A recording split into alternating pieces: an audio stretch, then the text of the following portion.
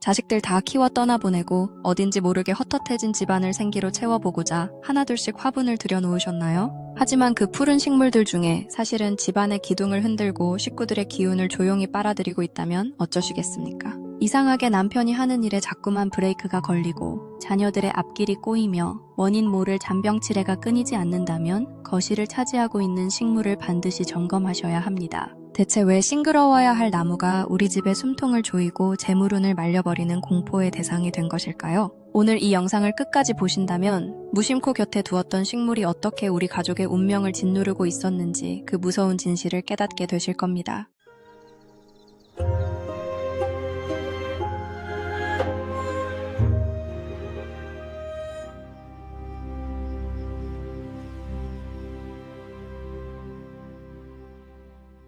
안녕하세요. 운명의 흐름을 밝혀주는 윤스록입니다. 여러분, 인간이 거주하는 양택에 살아있는 생명체를 드릴 때는 인간의 기운과 식물의 기운이 서로 상생하는지를 반드시 따져봐야 합니다. 식물 자체에는 아무런 죄가 없습니다. 다만 그것이 우리 가족의 안식처에 놓였을 때 사람의 운을 막아서는 흉한 형태가 분명히 존재합니다. 그래서 오늘 영상에서는 당장 집안에서 비워내야 할 3가지 식물에 대해 이야기해 보겠습니다. 첫 번째는 가장의 키보다 큰 나무입니다. 혹시 거실 한가운데를 떡하니 차지하고 있는 아주 크고 울창한 나무가 있으신가요? 잎이 넓고 키가 훌쩍 커서 천장에 닿을 듯한 고무나무나 야자나무 같은 것들 말입니다. 이것은 집안의 위계 질서를 무너뜨리는 가장 치명적인 실수입니다. 집이라는 공간의 진정한 주인은 누구입니까? 바로 그 집에 사는 사람입니다. 그러나 사람보다 키가 큰 식물을 집안에 두는 것은 주객전도라 하여 경계해야 합니다. 나무의 거대한 기운이 집안을 덮어버리면 그 집에 사는 사람, 특히 집안의 기둥이 되어야 할 가장의 기가 나무에 눌려버리게 됩니다. 가장이 밖에서 호탕하게 능력을 펼치고 재물을 끌어와야 하는데 집에만 들어오면 거대한 나무의 그늘에 압도되어 기가 죽고 활력을 잃습니다. 퇴근하고 소파에 앉았을 때 식물이 사람을 위에서 아래로 내려다보는 형국이 되기 때문이에요.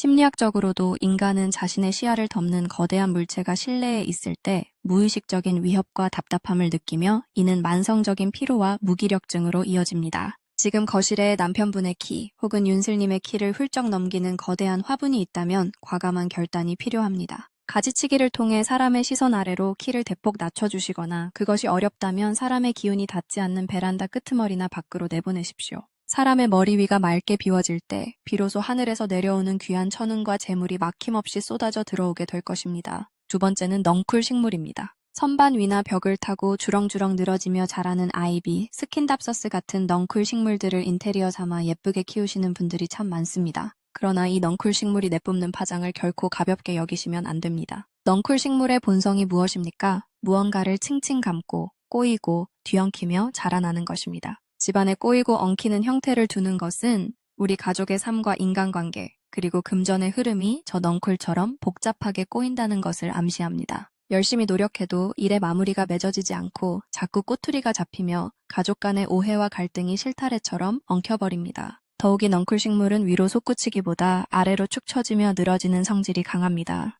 밝고 가볍게 위로 솟아야 할 집안의 양기가 바닥을 향해 늘어지는 강한 음기에 끌려 내려가 재물운마저 밑 빠진 독처럼 줄줄 새어나가게 만드는 거예요. 집안 실내, 특히 가족이 모여 밥을 먹는 주방이나 잠을 자는 침실에는 넝쿨 식물을 절대 두지 마세요. 만약 정성껏 키운 것이라 당장 버리기가 너무 가슴 아프시다면 줄기가 아래로 길게 늘어지지 않도록 짧고 단정하게 쳐내어 주세요. 그리고 끈이나 지지대를 이용해 억지로라도 위를 향해 곧게 뻗을 수 있도록 묶어주셔야 합니다. 시선이 바닥이 아닌 하늘을 향하게 만들어야 해요. 얽힌 가지를 시원하게 잘라내는 그 가위질 한 번이 윤슬님 가정에 꼬여있던 근심과 답답한 자금난을 단숨에 끊어내는 훌륭한 액마기가 될 것입니다. 세 번째는 철사로 비틀어 만든 분재입니다. 거실에 가장 좋은 명당 자리에 수십, 수백만 원을 호가하는 비싼 소나무 분재나 줄기가 기이하게 뒤틀린 예술적인 화분을 모셔둔 집들이 있습니다. 윤슬님들, 그 비싼 분재가 어떻게 그런 아름다운 모양을 갖추게 되었는지 생각해 보신 적이 있으신가요? 본래 드넓은 대지에서 하늘을 향해 크고 시원하게 뻗어나가야 할 나무를 작은 화분에 가두고 굵은 철사로 이리저리 비틀어 만들어낸 것입니다. 이런 억눌린 기운이 집안 한가운데 떡하니 자리 잡고 있으면 어떻게 될까요? 가족들의 앞길, 특히 한창 세상으로 뻗어나가야 할 자녀들의 학업운과 취업운이 마치 철새 묶인 것처럼 제자리를 맴돌게 됩니다. 아무리 비싸고 귀한 선물이라 할지라도 이 억눌린 기운을 가족들이 매일 숨쉬는 실내 공간에 품고 계셔서는 안 됩니다. 분재는 거실이나 안방 밖으로 내보내어 마당이나 외부의 빛과 바람이 통하는 곳으로 완전히 분리해 주십시오. 집안에는 그저 순리대로 자연스럽고 둥글게 자신의 잎사귀를 피워내는 평범한 화초 한두 개면 족합니다. 사랑하는 내 가족을 지키기 위해서는 때로는 아까워도 단호하게 비워낼 줄 아는 지혜가 필요합니다. 오늘 제 이야기가 이유 없이 답답하고 무거웠던 여러분의 집안 공기에 시원한 숨구멍을 뚫어주는 지혜로운 열쇠가 되었다면 구독과 좋아요를 눌러주세요. 윤슬님들 운명에 은은한 빛이 깃들길 바라며 지금까지 윤수록이었습니다. 감사합니다.